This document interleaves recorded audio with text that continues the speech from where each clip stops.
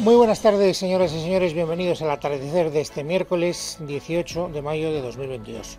Bueno, hoy es miércoles, a mí me gustan los miércoles, me distraen los miércoles, habría que decir con un poco más de propiedad, porque los miércoles suele haber sesión de control al gobierno. Y en la sesión de control al gobierno no pasan cosas especialmente trascendentes, pero uno ve cómo los protagonistas de la vida política se cuecen en su propia salsa. Porque dicen algunos de ellos, hoy no es una excepción, bastantes tonterías, porque se meten en unos jardines considerables, porque hay una cierta efervescencia dialéctica que le da un poco de picante a la vida política, y si queremos llegar un poco más al fondo, porque también se detectan cuáles son las estrategias que están utilizando unos y otros para hacer frente a lo que tenga que venir en la política. Y lo que tiene que venir en la política ahora mismo a corto plazo, eso ya lo saben ustedes de sobra, son las elecciones andaluzas. Bueno, pues hoy todo esto se ha producido en la sesión de control de los miércoles. Si queremos empezar por lo más trascendente, es decir, por lo de las estrategias, por darle un poco de contenido a mi consideración, pues llegaremos a la conclusión de que el Partido Socialista, es decir, el gobierno, es decir, Pedro Sánchez, predicando con el ejemplo, quiere poner en marcha la estrategia una vez más de ustedes, señores de la oposición, son unos grandes corruptos. Da igual de lo que se hable. Me importa un rábano lo que ustedes quieran traer a colación en la sesión de control al gobierno. Les voy a responder, con motivo o sin él, que ustedes hieden a corrupción. Esto es lo que desde un tiempo a esta parte ha empezado a verse de una manera notable. Yo creo que el Partido Socialista todavía piensa que con ese argumentario puede llegar a Andalucía y rebajar un poco el efecto Feijóo, que demoscópicamente ha empezado a producir una cierta preocupación. Y eso se ha visto hoy con toda claridad en la sesión de control. Ya saben que el señor Feijóo no está en el Congreso, no es diputado, y que por lo tanto durante ese rifirrafe dialéctico de los miércoles, quien lleva la voz cantante en el Partido Popular es la todavía portavoz parlamentaria Cuca Gamarra. Cuca Gamarra le preguntaba por la coyunda del gobierno con los independentistas, pero eso a Sánchez le daba exactamente igual.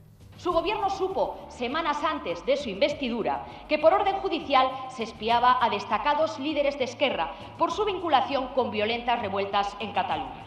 Es un auténtico disparate negociar la investidura de un gobierno con los que estaban siendo investigados por el peligro que suponían para el Estado de Derecho en España. No hay mayor concesión a los independentistas que entregarles la gobernabilidad de un país a quienes se conoce que son la amenaza para el orden constitucional. Si usted sabía que eran un peligro y que estaban siendo investigados, ¿cómo es posible que les abriera usted las puertas de la Moncloa y se sentara con ellos a negociar? Por eso le preguntamos, ¿ha hecho ya suficientes concesiones al independentismo por su apoyo parlamentario o todavía le quedan muchas por hacer? ¿Y cuáles son, señor Sánchez? ¿Cómo se nota el nuevo PP? ¡Qué gran diferencia! Me ha preguntado usted lo mismo que me preguntó el señor Casado el pasado 23 de febrero. Lo mismo. La diferencia en materia de política territorial cuando ustedes gobiernan y cuando gobierna el Partido Socialista es que ustedes mandaban piolines a Cataluña y con nosotros la selección española de fútbol puede jugar en Cataluña sin ningún tipo de problema o de polémica. A ustedes les aprueban DUIs y con nosotros, según los últimos estudios demoscópicos, más del 70% de la población en Cataluña no considera la independencia una prioridad. Mire, ustedes se vanaglorian de ser el PP de hoy, que es distinto al PP de ayer. Es evidente, ustedes se parecen más al PP de antes de ayer. Porque el PP de ayer ustedes os fulminaron precisamente por denunciar casos de corrupción de la presidenta de la Comunidad de Madrid. Y en cambio, el PP de antes de ayer es el que estaba más pendiente de ver cómo paraban la famosa libretita de Bárcenas, sea como sea. Y en ese sea como sea, o bien era a martillazos destruir los ordenadores, o bien contratar a Villarejo, o bien, como hemos conocido Silencio, hoy, por favor, señora Romero. Hacer una policía mal llamada patriótica. Bueno, está utilizando el señor Sánchez, ya lo saben ustedes, lo que desde ayer está siendo portada en el diario El País, que son unos audios 10 años después de Villarejo con algunos dirigentes del Partido Popular, donde se hablan de mangancias que ya están siendo investigadas por la justicia. Lo digo porque no me parece que sea casualidad que hayan revivido, digamos, esas grabaciones y que ahora las utilice de una manera sistemática como estrategia de fondo el señor Sánchez. Por lo tanto, han visto ustedes que efectivamente da igual lo que le pregunten, hay que hablar y luego veremos que eso se ha seguido manteniendo en otros rifirrafes parlamentarios hoy mismo, también en la misma sesión de control. Pero déjenme que haga una paradiña porque durante esta intervención de Sánchez no solo hemos visto que él quiere utilizar la corrupción del Partido Popular como respuesta a cualquier pregunta que le hagan. También ha cometido un desliz. Por eso decía al principio que uno se mete en unos jardines durante las sesiones de control y dice unas tonterías que muchas veces son paradigmáticas. Hoy es el caso. El señor Sánchez se ha referido a los policías que fueron en el año 2017 a tratar de evitar el referéndum ilegal como los piolines. Y esto, naturalmente, es algo que ha sentado muy mal a los propios policías, como veremos enseguida, y también a el principal partido de la oposición. Bueno, no solo al principal partido de la oposición, porque también, y también la escucharemos después, Inés Arrimadas ha querido hacer referencia a ese desliz presidencial. Cuca Gamarra no se ha dado cuenta, o si se ha dado cuenta no ha tenido reflejos para reaccionar sobre la marcha, porque lo de los piolines lo ha dicho Sánchez en respuesta a una pregunta de Cuca Gamarra. Pero después intervenía Ana Vázquez, que estaba interpelando además al ministro del Interior. Y Ana Vázquez, que es una diputada del Partido Popular, gallega ella, muy correosa, muy vehemente, dialécticamente hablando, no ha querido pasar por alto, naturalmente, eso que ella ha calificado de ignominia. Acaba de llamarle piolines a los policías nacionales que han ido a Cataluña. Es una vergüenza. No son piolines, son policías que están sufriendo, ellos y sus familias, el acoso del independentismo. Muchas gracias, señora presidenta. Gracias, señora Vázquez. Simplemente indicar que lo que ha dicho el presidente del Gobierno es que ustedes llevaron en condiciones indignas a Cataluña a nuestra policía y a nuestra Guardia Civil. Eso es lo que a ustedes no les gusta recordar. Y lo que a la policía tampoco le gusta recordar, señor Marlaska, tampoco en referencia al tiempo en el que ustedes estaban en el poder. Los policías están muy indignados. Aquí en esta casa ha hablado Pablo Pérez, que es el responsable de Jupol, uno de los sindicatos mayoritarios de la policía, y le ha recordado a Marlaska. Ya saben ustedes que Marlaska no es el ministro de Interior que tiene más popularidad entre los miembros de las fuerzas y cuerpos de seguridad del Estado. Más bien tiene una reputación manifiestamente mejorable, por decirlo de manera suave. Y hoy ha quedado muy claro en la respuesta que le han dado los propios policías al ministro del Interior. Él, Marlaska, le decía al Partido Popular: ustedes llevaron de una manera indigna a los policías a Cataluña. Y hoy, Pablo Pérez le ha querido recordar al señor Marlaska que 2 años después, ya con Sánchez en el gobierno, durante la llamada Operación Ícaro, es decir, la respuesta policial a los disturbios que estaban provocando los independentistas como consecuencia de la sentencia del Supremo que condenaba a los líderes del Procés, ese gobierno, ya socialista, ya presidido por Sánchez, los trató igual o peor que lo que había hecho el señor Rajoy en 2017. En el 2019 quien estaba gobernando nuestro país era el señor Sánchez y su gobierno.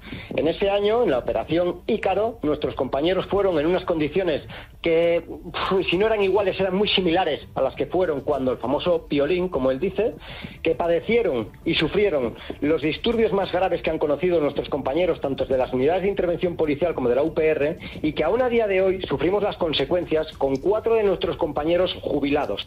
Yo creo que tendrá consecuencia esto de los piolines, tal como lo ha querido expresar el presidente del gobierno. En todo caso, Pablo Pérez, en esa misma entrevista hoy en el programa de Juan Pablo Polvorinos, en las noticias de las 2 de la tarde, ha dejado claro que, más allá de las comparaciones que se puedan establecer entre un gobierno y otro por el maltrato que recibieron los policías en Cataluña, lo de los piolines es, con todas las letras, una falta de respeto.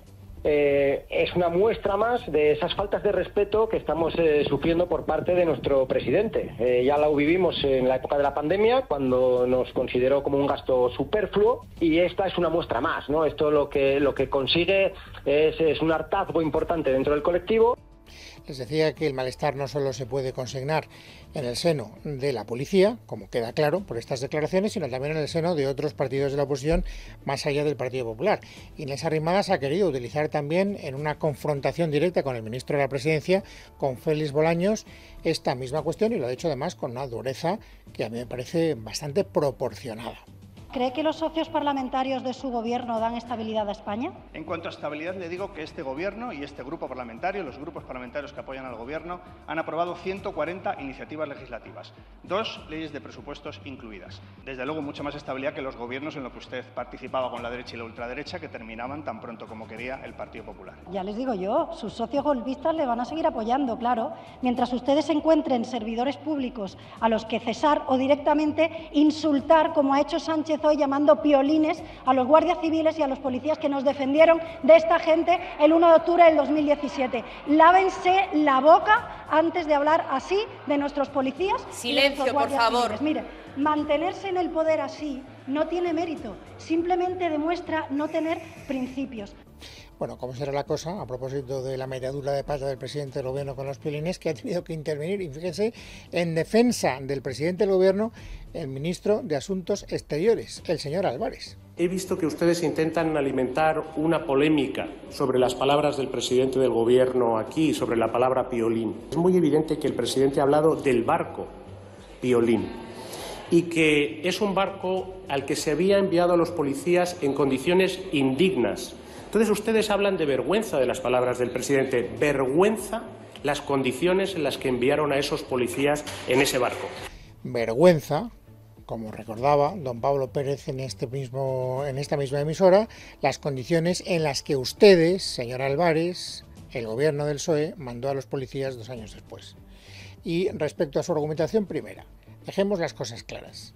No juguemos con las palabras. El señor presidente del gobierno, don Pedro Sánchez, no habla de piolín, refiriéndose al barco, en singular. Habla de los piolines, es decir, de los policías que estaban en el barco, utilizando exactamente la misma expresión que utilizaban para ridiculizar a los policías españoles los independentistas catalanes. Él no habla de piolín, no habla del barco, no habla en singular, habla en plural, señor Álvarez. Dejemos las cosas como están, aunque yo quiero pensar que esta polémica, y si lo tendrá ganado desde mi punto de vista el presidente del gobierno, sigue avanzando durante las próximas horas y pongan al presidente del gobierno donde debería estar. Pero bueno, cerrado ese paréntesis, a propósito de la metedura de pata de los piolines, déjenme que vuelva a lo que era la estrategia que les decía al principio del programa.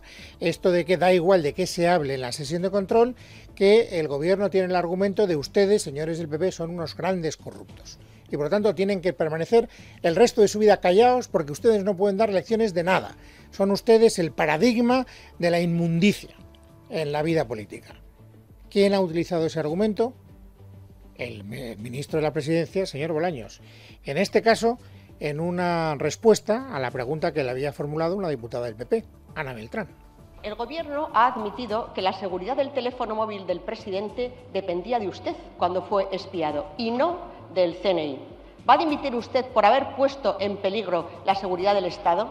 No me extraña que estén preocupados ustedes por la seguridad y el secreto de las comunicaciones después de los audios que estamos conociendo en estos días, que hacen que todos los ciudadanos y todas las ciudadanas de bien de este país les recorra un escalofrío pensando en manos de quién estábamos cuando gobernaban ustedes. Usted vive entregado en cuerpo y alma a una labor indecente y peligrosa, que es salvar a Sánchez, aunque eso suponga sumergir a todos los españoles en el lodo antidemocrático. Y por eso, cuantos más problemas tiene su jefe, más instituciones del Estado está usted dispuesto a dejar arder. Se ha convertido en el pirómano mayor del reino. Por eso, su dimisión es una urgencia democrática. Nosotros hemos aprendido de una brecha de seguridad que hemos conocido y estamos reforzando las capacidades para que no vuelva a ocurrir. Ustedes también podrían aprender. Podrían aprender que una cosa es la transparencia y poner en conocimiento del juzgado de los tribunales cuando se conoce un delito, y otra cosa lo que ustedes hacían, que era cometer más delitos para tapar los delitos que habían cometido anteriormente, para que los tribunales, con ayuda de la mal llamada policía patriótica, ustedes pudieran salir indemnes. Es escalofriante lo que hicieron ustedes en el Gobierno de España, escalofriante. Fueron ustedes una fuente inagotable de corrupción y de prácticas incalificables. Y vienen ustedes aquí a dar lecciones. ¿A quién y de qué? No pueden ustedes abrir la boca mientras no regeneren su partido. No pueden ustedes abrir la boca. Bueno, pues esto ha sido lo más sustantivo, me parece a mí, de la sesión de control. Nos podrá gustar más o menos que el Partido Socialista se encuentre incómodo hablando con el principal partido de la oposición o con otros partidos de la oposición como Ciudadanos o también como Vox. Sin embargo, eso es lo que ocurre. Se lleva muy mal, está muy incómodo cuando tiene que cruzar, dialécticamente con esos partidos, y sin embargo está muy cómodo, muy confortable cuando tiene que hablar con los partidos independentistas, ya sean catalanes o ya sean vascos. Fíjense cómo cambia el tono del gobierno, el tono del presidente del gobierno, Sánchez, cuando a quien tiene enfrente es a la portavoz de Bildu, Merche Aizpuru. Hay muchas formas de celebrar la amistad, pero solo Brugal tiene la fórmula de celebrar la amistad verdadera. Por eso queremos que tú y tus amigos la celebréis al ritmo de Sidecars y Carolina Durante, y muchas experiencias inolvidables más. Los días 26 y 27 de mayo en Madrid, de la mano de Brugal. Únete a Brugal para celebrar vuestra amistad como nunca lo habéis hecho. Regístrate en brugalamistadverdadera.es. Promoción válida hasta el 20 de mayo solo para mayores de 18 años. Brugal, disfruta de un consumo responsable. Lo voy a decir claramente, nuestra voluntad es recuperar y reforzar la mayoría progresista para continuar ofreciendo a la ciudadanía mejoras en sus vidas.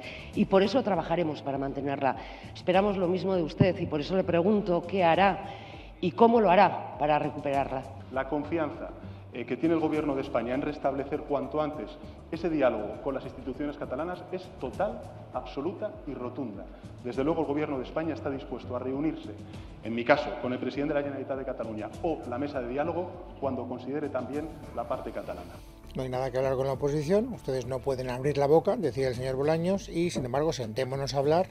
No cerremos en ningún momento la boca, señores independentistas, ya sean ustedes vascos o catalanes. Bueno, en respuesta a Merche Aizpuru se ha marcado el señor Sánchez una especie de farol, si utilizamos el argot del MUS, que es yo me siento con el señor Aragonés, con el presidente catalán, cuando el señor Aragonés quiera. Bueno, pues el señor Aragonés ha hablado. Y lo que ha dejado claro es que, oiga, si no nos sentamos no es porque yo no quiera, es porque no se dan las circunstancias. Esmeralda Ruiz. Nuevo gesto para complacer a los socios que Pedro Sánchez justificaba tomando como referencia, incluso atribuyéndose el mérito de una encuesta publicada este fin de semana en La Vanguardia que asegura que más del 70% de los catalanes no consideran la independencia una prioridad.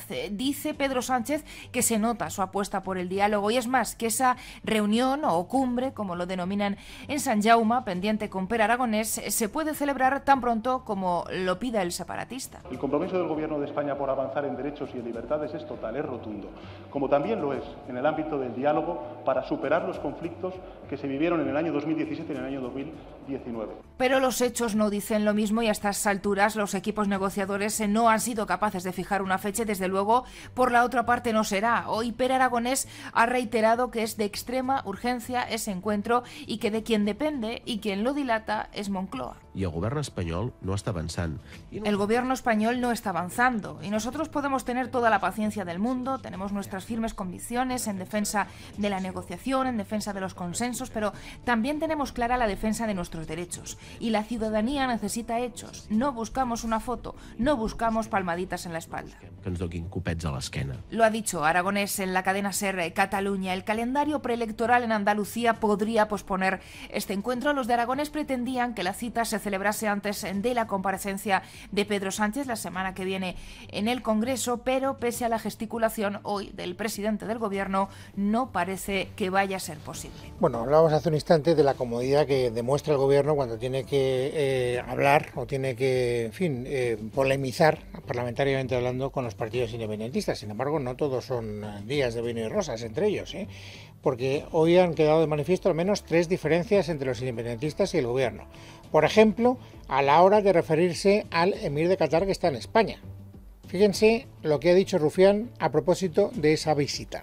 que un señor como este, un tirano como este, pues y de un país que violenta los derechos humanos como este, pues recibirle con estos honores pues es una auténtica vergüenza democrática. Pero no lo digo como representante de un partido u otro, lo digo como demócrata y como persona que le duele ver estas cosas. Hay dinero de sangre que no hay que aceptar.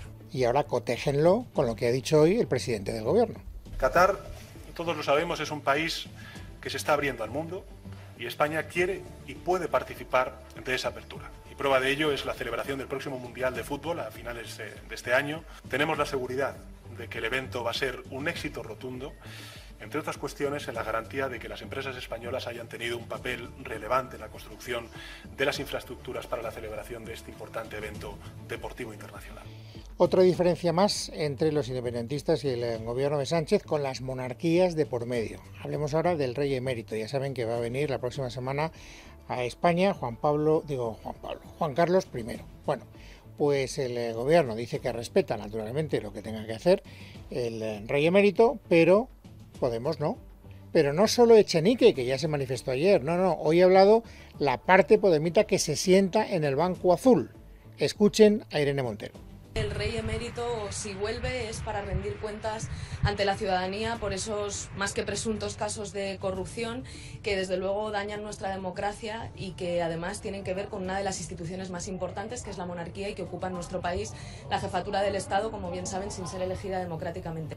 Y déjenme que consigne una diferencia más todavía entre los independentistas y los socialistas, algo que además se va a dilucidar esta tarde. Se va a votar una enmienda que probablemente va a prohibir, va a proscribir, va a declarar ilegal la prostitución, que es algo que quieren los socialistas, pero que no tienen tan claro los podemitas. El problema es que de esa enmienda, si se aprueba, como parece, va a haber consecuencias que a Irene Montero le hacen temblar. Y es que la famosa ley del sí es sí, que se vota la semana que viene, peligra, porque si la enmienda de hoy sale adelante, ni Bildu ni Esquerra Republicana apoyarán la ley Montero la semana que viene. Todo esto naturalmente no creo que lo he dicho, pero por si acaso, siempre que la enmienda de hoy prospere, que es lo que parece que va a salir. Rubén Fernández. Si esto se aprueba, como a esta hora parece probable, Bildu y Esquerra ya advierten que votarán en contra de la ley del sí es sí cuando llegue al Pleno del Congreso de los Diputados la próxima semana. Y sin los socios de Sánchez, la norma se tumbaría en el último momento. En Podemos ven peligrar una de sus leyes estrella. Además están divididos internamente. Por un lado, los comunes están en contra de la abolición y se definen como regulacionistas. El sector de Irene Montero, que se define como abolicionista, cree que no es el momento, que la enmienda va en contra de las mujeres que ejercen la prostitución y que una medida de tanto calado debería incluirse en una ley de trata de blancas. La ministra de Igualdad reconocía en los pasillos que la norma peligra. Pero sí, estoy preocupada y especialmente vamos a hablar con el Partido Socialista, que es de quien ahora mismo depende la posibilidad, como le digo, de que esa ley no esté en peligro y de tramitarla con un acuerdo amplio como el del Pacto de Estado contra la violencia de género. Incluso lograba el apoyo de la vicepresidenta segunda Yolanda Díaz cuando las relaciones entre ambas no pasan por su mejor momento. Hablo, como saben, a diario con el presidente del gobierno y no voy a desvelar los contenidos de mis conversaciones. Lo que creo que es importante es que esta ley salga adelante. En cambio, los socialistas instan a Irene Montero a buscar respaldo a su ley, igual que ellos han negociado apoyos para su enmienda. Nosotros somos abolicionistas si ella es regulacionista, que lo diga, retan en Ferraz, mientras lamentan que se ponga el foco en el PSOE. Bueno, y antes de ir a los titulares destacados de la jornada, nos toca también actualizar la situación en relación a Ucrania. Saben ustedes que una de las consecuencias del conflicto, de la invasión rusa del territorio ucraniano, es que hay países que son fronterizos con Rusia y que están pidiendo el ingreso en la OTAN, lo cual está provocando un debate interno no pequeño. Verónica Jorro. Paso histórico de Suecia y Finlandia al entregar a la OTAN su solicitud formal de ingreso ha sido en un acto en la sede de la Alianza en Bruselas, donde los embajadores finlandés y sueco acreditados ante la OTAN han entregado la carta de intención, documento firmado por los ministros de Exteriores y que equivale a una solicitud formal. En una declaración sin preguntas, tras posar junto a los embajadores y los documentos sueco y finlandés, el secretario general de la Alianza, Jens Stoltenberg, ha calificado de paso histórico que los dos países escandinavos pidan oficialmente el ingreso en la OTAN y tras asegurar que se tienen que tener en cuenta los intereses de seguridad de los 30 aliados, ha apostado por revisar pronto la candidatura y llegar a conclusiones rápidamente. Hoy es un gran día en un momento crítico para nuestra seguridad, dice Stoltenberg. Todos estamos de acuerdo en que debemos permanecer unidos y todos coincidimos en que es un momento histórico que debemos aprovechar. Sin embargo, existe un gran obstáculo para Finlandia y Suecia y se llama Turquía, que se niega a que estos dos países ingresen en la OTAN. Dice el mandatario turco Recep Tayyip Erdogan que no dará el visto bueno a países que apoyan, dice, el terrorismo. La OTAN es una alianza de seguridad y Turquía no puede aceptar que esta seguridad esté en peligro, ha dicho Erdogan durante una reunión de su partido pocas horas después de que Finlandia y Suecia formalizasen sus solicitudes de ingreso en la sede de la Alianza Atlántica. Pero ¿por qué Turquía se opone a que Finlandia y Suecia ingresen en la OTAN? Pues el país acusa a los dos candidatos de no tener una postura clara contra las organizaciones terroristas. El mandatario turco ha denunciado en varias ocasiones las reiteradas negativas de los países nórdicos de extraditar a miembros del Partido de los Trabajadores Kurdos, considerado por Ankara como una organización terrorista. También es considerado organización terrorista por Estados Unidos y por la Unión Europea. La adhesión de un país a la OTAN depende de que todos los Estados miembros, 30 en la actualidad, den su visto bueno, por lo que la aprobación de Turquía es imprescindible para que Suecia y Finlandia completen un proceso que se ha acelerado por la ofensiva militar rusa sobre Ucrania.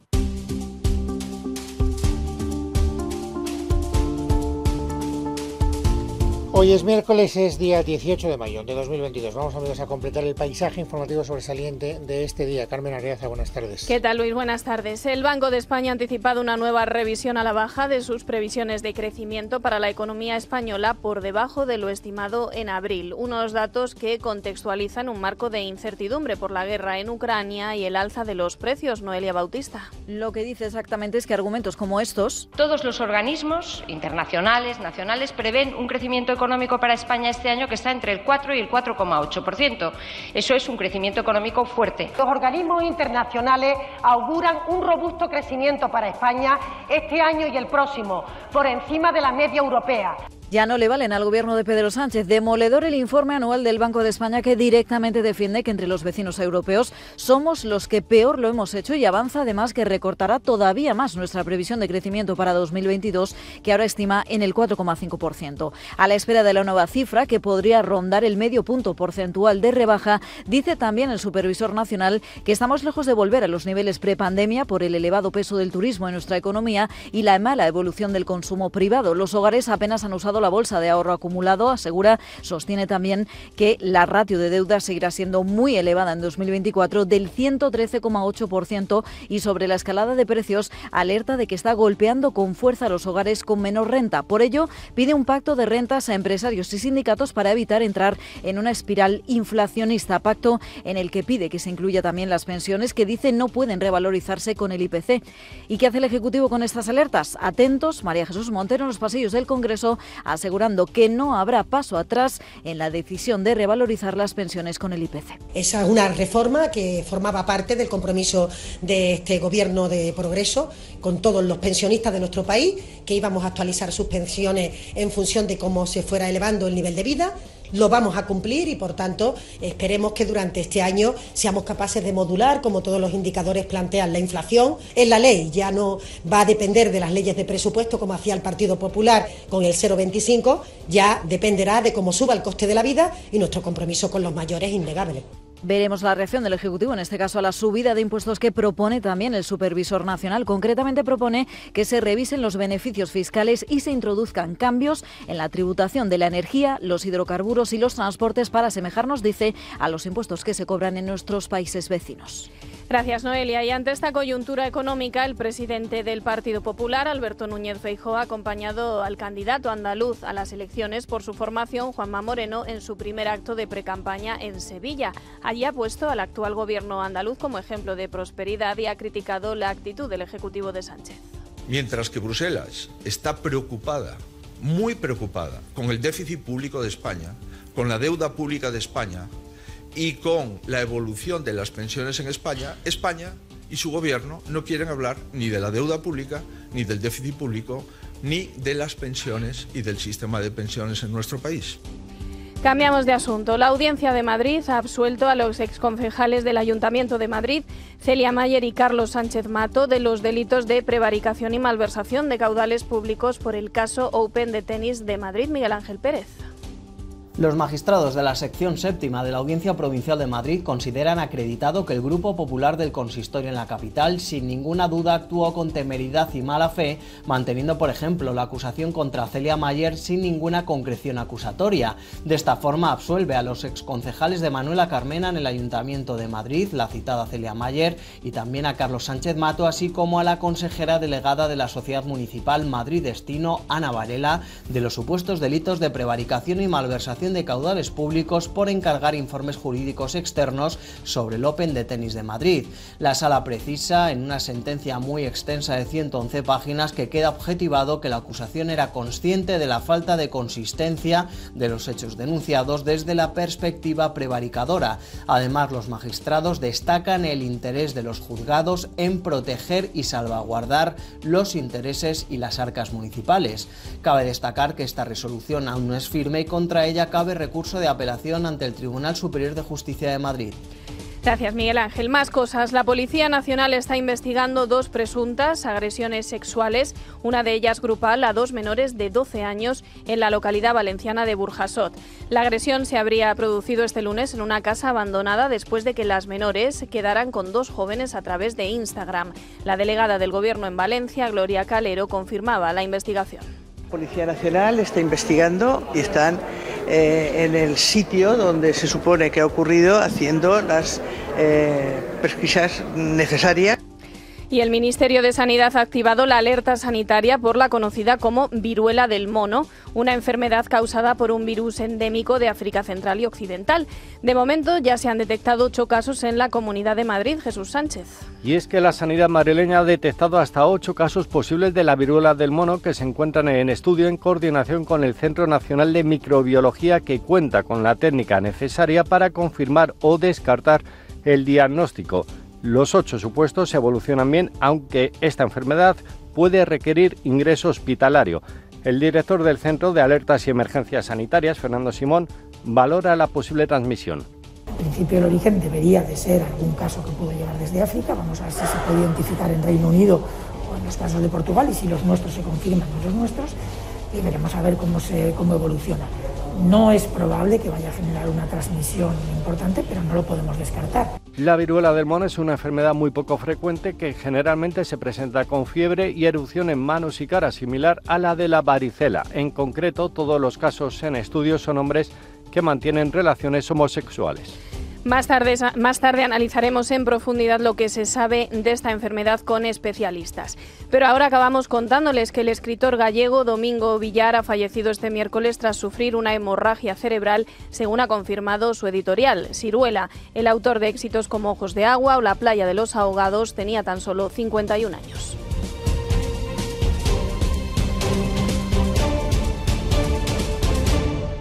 En casa de Herrero.